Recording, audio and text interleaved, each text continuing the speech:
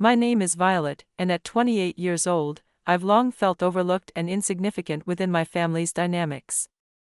In sharp contrast, my sister Lucy, who is 5 years younger than me, has always been the center of our family's love and attention. Our parents have endlessly pampered and supported her, always praising her every decision and action, regardless of the circumstances.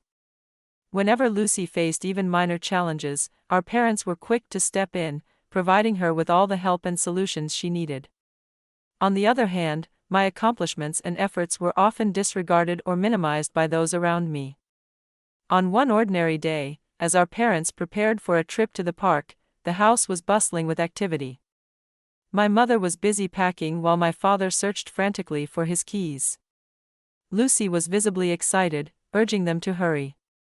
Amidst this chaos, I approached my mother, hesitantly expressing my wish to join them. She merely gave me a brief, cold look and dismissively told me to stay home and focus on my homework. My father said nothing to support me, and Lucy cheerfully left the house, leaving me behind in the quiet living room, feeling more isolated than ever. This pattern of neglect from my parents was a constant theme throughout my childhood. Lucy, on the other hand, always approached me with a bright, innocent enthusiasm, often asking me to join in whatever I was doing. This changed as she grew older and began to notice the preferential treatment she received from our parents. She was showered with praise for even the smallest achievements while they remained indifferent to my efforts. As time passed, Lucy's attitude shifted. She began to display a subtle sense of superiority, often dismissing my thoughts and laughing off my setbacks, all while maintaining a perfect, obedient facade in front of our parents. Feeling increasingly alienated, I felt like an outsider in my own home. After high school, I started working as a waitress in a local restaurant. Despite my initial nervousness, I began to enjoy the work, finding a sense of rhythm and satisfaction. Yet, my family did not see this job as worthwhile. My mother often demeaned my position, and Lucy's support felt hollow and insincere. At family gatherings, I felt invisible, my presence barely acknowledged, a recurring pain that cut deep. The disparity in how we were treated was evident and painful, shaping my experience of family and belonging in profound ways. Despite my ongoing desire for their acknowledgement and affection, I struggled to connect with my family. When I was 22, I met Charles through a mutual friend. He seemed reserved and serious at first, but as we got to know each other, I was drawn to his genuine kindness and empathy. Our friendship quickly deepened into a romantic relationship, and spending time with him quickly became the best part of my days. Eventually, we decided to move in together, and my life began to center around our shared experiences. Each day became special because of his presence. Charles was a comforting partner at home and an adventurous companion for outdoor activities. As my life with Charles unfolded, I found myself drifting further from my parents and Lucy, absorbed in my new life and work. The distance from my family offered a respite from the emotional neglect I had experienced growing up. After a significant period of minimal contact, I chose to attend a family gathering, which reignited a mix of long-suppressed emotions. Although I engaged in light conversations with relatives I hadn't seen in a while, I still felt overlooked by my parents and Lucy. Then, unexpectedly, Lucy announced her engagement at the gathering, sharing the news publicly before telling me privately, which left me feeling alienated and hurt. The focus of the gathering swiftly turned to her upcoming wedding, further marginalizing me. I tried to maintain a cheerful demeanor, but inside, I was overwhelmed by a profound sense of loneliness and exclusion. As wedding preparations progressed, I felt increasingly left out. Living apart from my family, I wasn't informed about the wedding details. In an attempt to be involved, I reached out to Lucy offering my help, only to receive a curt and dismissive response. A few days later, Lucy unexpectedly called me about her wedding dress. Excited to assist, I awaited her instructions, but her next words stunned me. "But you're not invited to the ceremony." Shocked, I asked for an explanation. Lucy hesitated, then admitted she didn't want her fiancé, Jonathan, and his parents to know I was a waitress, fearing it might reflect poorly on her. Her words cut deeply. The pain of being excluded for such a superficial reason was overwhelming. My voice shook as I struggled to process the hurt and disbelief from her harsh judgment. Lucy's response was coldly indifferent. "That's just the way it is. If you really cared about my happiness, you'd understand," she said. I stood there stunned. It was painfully clear that Lucy couldn't grasp the depth of hurt her words caused.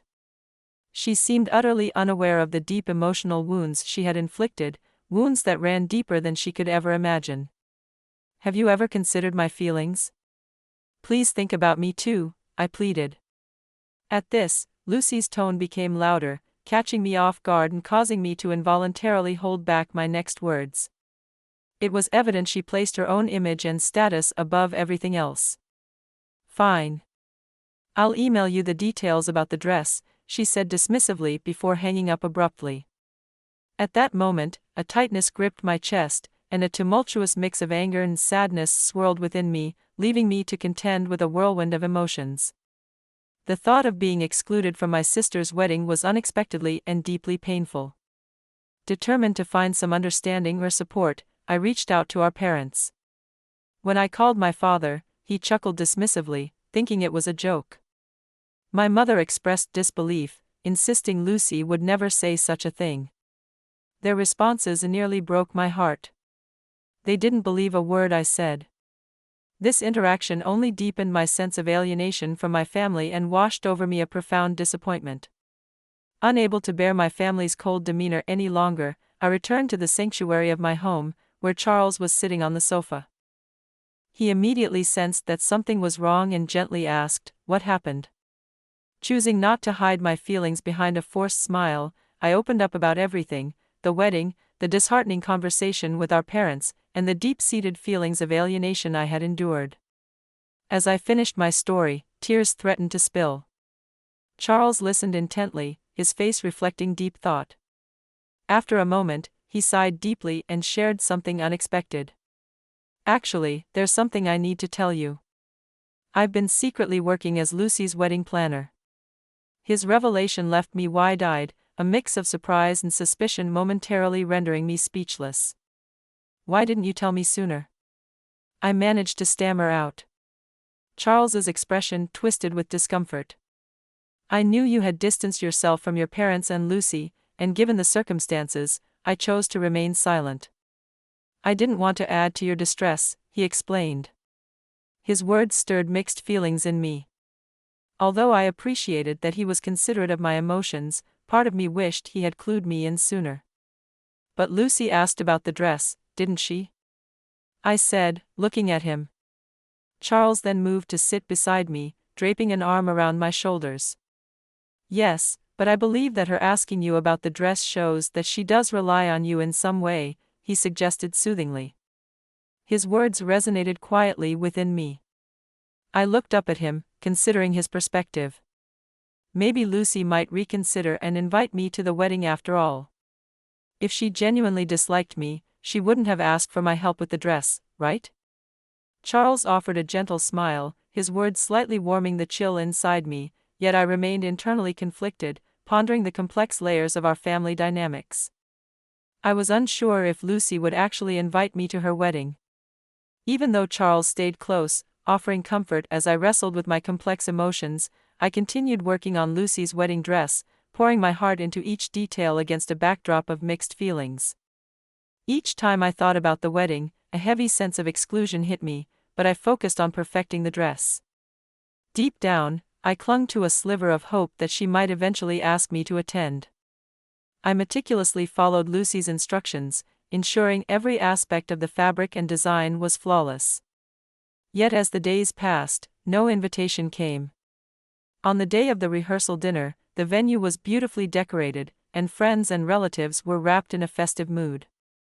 Jonathan, Lucy's fiancé and my college acquaintance, seemed puzzled by my absence. We had always shared a comfortable rapport, and his concern was evident. During a break, he approached Lucy, asking, "Hey, why isn't Violet here at the rehearsal dinner?" "She's family too, isn't she?" Lucy hesitated before responding with a forced smile.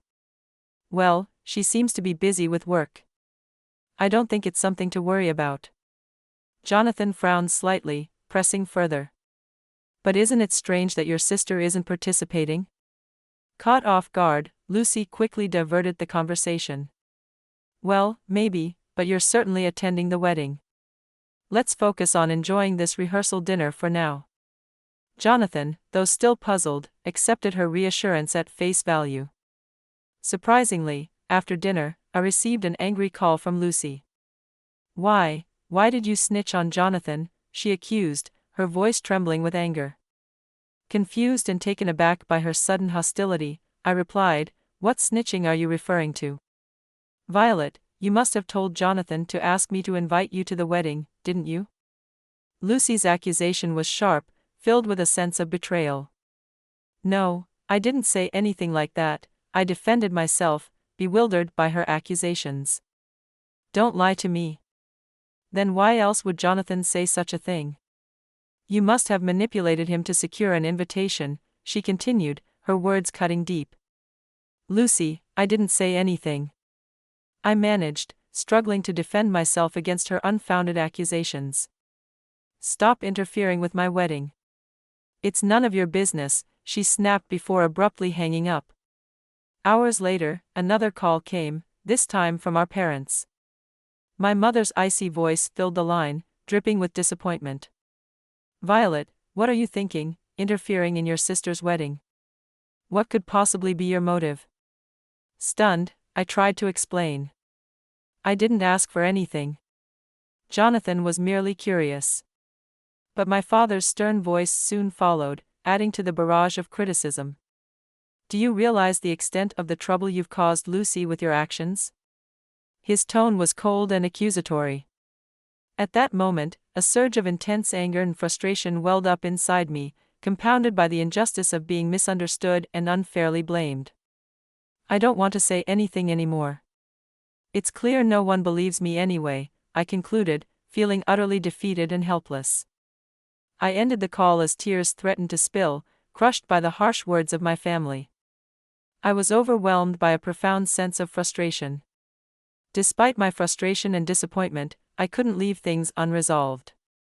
With a mix of anger and resolve, I grabbed my phone and called Charles. "Please cancel the rental of Lucy's wedding dress," I instructed firmly.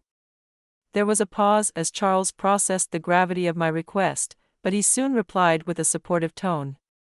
"Okay, I understand how you feel. I'll support your decision." Charles later shared that Lucy was visibly upset when the wedding dress didn't arrive as planned. On the day of her wedding, the absence of the dress caused a stir among the guests and disrupted the ceremony. Unable to contain her frustration, she confronted Charles afterward, demanding, "Why did this happen? What were you doing as the planner? You've ruined my most important day." Following these events, Lucy and Jonathan left for their honeymoon. Unexpectedly, during their trip, I received a call from Jonathan. His voice was filled with confusion and concern. "Violet, I need to ask you something. I've tried discussing why you weren't at the wedding with Lucy, but she's been evasive," he explained, his words laced with confusion and suspicion. "Honestly, I've been puzzled about your absence and felt compelled to know the reason, so I'm calling you even though we're still on our honeymoon." With caution, I chose my words carefully.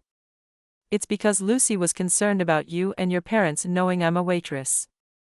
She probably worried about how that might be perceived, especially since she wasn't aware that we're friends." After a moment of silence, Jonathan replied, shocked. "I can't believe Lucy would think that way," he said slowly, accepting the reality as it dawned on him. This revelation during their honeymoon led Jonathan to make a dramatic and decisive choice. He declared his intention to divorce Lucy. When Lucy returned from the honeymoon, she found a "for sale" sign planted in the front yard of her old house. Frantically, she called me. "What's going on? Why is the house being sold?" she asked. I responded calmly, after a brief pause. "Our parents asked me to let you stay there, but since you got married, I assumed it was no longer necessary and decided to sell it." There was silence on the line before Lucy, her voice trembling with emotion, revealed, "Actually, I'm getting divorced." I was taken aback and momentarily lost for words. "Divorce? But weren't you just on your honeymoon?" As I spoke, the memory of Jonathan's unexpected call during their honeymoon resurfaced in my mind. "You're to blame for my divorce," Lucy accused. Her words shook me deeply. I found myself speechless, feeling the sting of her words deeply. As Jonathan had discovered through his inquiries that I wasn't invited to the wedding, unveiling the layers of deceit that had influenced their relationship, Lucy's sharp words targeted me accusingly. "You're a waitress. You must have spilled everything to him," she exclaimed with rising anger. I stood there speechless, engulfed by the situation. When I finally spoke, my voice shook. "Lucy, I never meant to cause you any harm. But when Jonathan questioned me, I couldn't just lie. I had no idea he would choose to end your marriage. Don't try to justify yourself. You should own up to your mistakes," Lucy retorted, ending the call abruptly. Days later, when I saw my parents' names appear on my phone, I took a deep breath, steeling myself for more harsh words. As soon as I picked up, my mother's voice, heavy with disappointment, reached me. "It's so unfortunate what you did to Lucy. Did you have to tell Jonathan? You always mess things up. You never consider the family. What did you hope to gain by hurting Lucy?" My father added, reinforcing the rebuke. "Do you realize the extent of the trouble you've caused Lucy with your actions?" Feeling my frustration boil over, I responded sharply. "It seems like you'll never believe me anyway. You act as if I'm solely to blame for Lucy's pain, but you don't understand anything."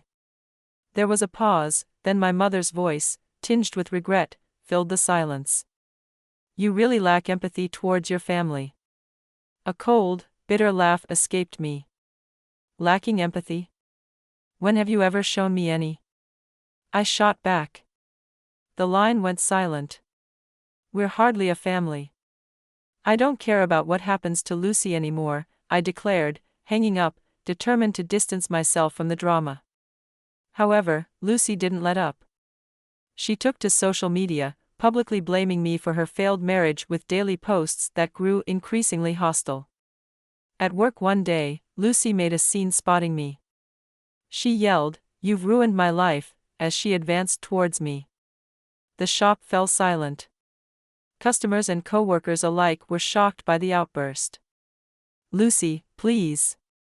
Not here," I tried to calm her, but her anger was relentless. She disrupted the peace, prompting me to call security. Her aggression didn't stop there. She later barged into my home, pushing past me to destroy my belongings. I quickly filmed her rampage. Lucy's harassment continued with threatening letters and vandalism. Each morning, I woke to hateful graffiti on my door. Words like "traitor" and "worst sister" were scrawled in angry lines, marking the deepening rift between us. Initially, I tried to brush off Lucy's disruptive behavior, but as neighbors started questioning the commotion outside my home, their concern became mine, weighing heavily on my mental health. I never expected Lucy's obsession to escalate to such alarming extremes. Reaching my limit, I sought advice from my friend Charles and opted for legal recourse. We met with a lawyer and initiated a lawsuit against Lucy for her clearly violent harassment and stalking. The evidence I had meticulously gathered painted a stark picture of her relentless behavior. After enduring months of legal proceedings, the court delivered its judgment. Lucy was handed a suspended 2-year sentence, mandated to undergo counseling, and a restraining order was put in place to keep her at bay, ensuring my safety from any further harassment. This decision was a profound relief and marked a return of tranquility to my life. Even after the legal resolution, Lucy wasn't done yet. She countered with a civil lawsuit against me, claiming damages and alleging that my actions had harmed her. In response, my lawyer and I considered a settlement to avoid a drawn-out court battle, with some persuasion from our parents, who advised her to let it go. Reluctantly, Lucy agreed to the settlement. Despite the legal resolution, Lucy's bitterness lingered. Her parting words blamed me for everything. Now legally shielded, I began to rebuild my life's normalcy. Whenever anxiety crept in, Charles was there to comfort and support me. Although the scars from these ordeals might never fully disappear, Charles's constant presence reassured me, allowing me to live without fear and enjoy day-to-day peace. We decided to move to a new city, cutting ties with my past life and starting anew with Charles. Each morning, we'd sit together, sipping coffee and planning our day. These simple routines blossomed into my greatest joys. "Let's walk forward together," Charles would say, his hand in mine, his touch warming my heart and easing the lingering pain. While shadows of the past remained, I was no longer alone. With Charles by my side, I found the strength to step into a new future. Taking a deep breath, I looked ahead, ready to embrace whatever life had in store for us.